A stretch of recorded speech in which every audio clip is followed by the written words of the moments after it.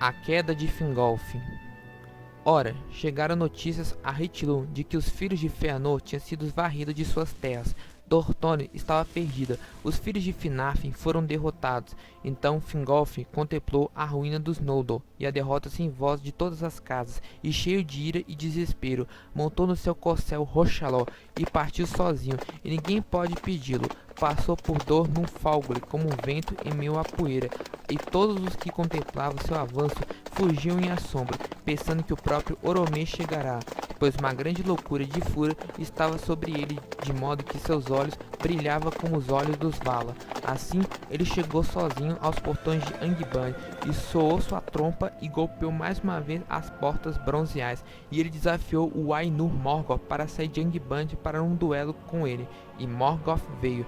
Foi a última vez naquelas guerras em que ele atravessou as portas de sua fortaleza, e conta-se que não aceitou o desafio de bom grado, pois ele fosse o mais poderoso de todos os Ainur e era o único dos Vala a conhecer o medo, mas não podia negar o desafio diante dos seus capitães, pois as rochas ecoavam com a música estridente da tropa de Fingolfin, e sua voz chegava a clara até as profundezas de Angband, e Fingolfin chamava Morgoth de senhor de escravos, covarde e poltrão.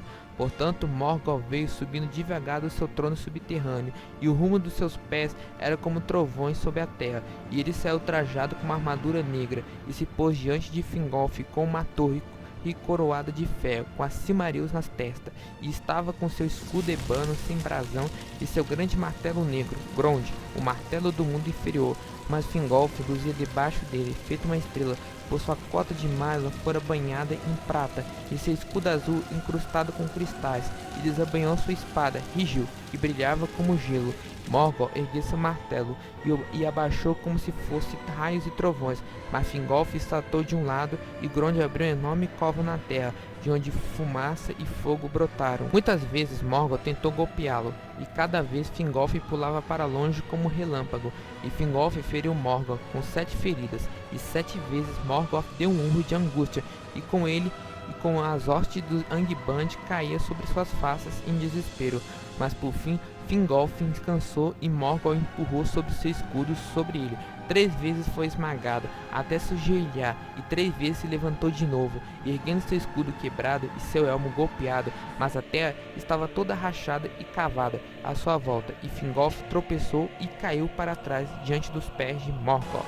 E Morgoth pôs seus pés esquerdos dele, e o peso era como um monte tombado. Porém, com o último desesperado ataque, Fingolfin lhe talhou o pé com rígel, e o sangue brotou negro e cheio de fumaça, e encheu as covas feitas por Grond. E assim morreu Fingolfin, o alto rei dos Noldor, o mais orgulhoso, valente dos reis élficos de outrora. Os orcs não fizeram bravura daquele duelo do portão, nem os elfos cantam sobre ele, pois sua tristeza é profunda demais. E Morgoth tomou o corpo de Fingolfin e o destroçou, e estava a ponto de lançá-los aos seus lobos, mas Torondo veio com toda a pressa do seu ninho em meio aos picos de Crisengrim e pousou sobre Morgoth e maculou seu rosto.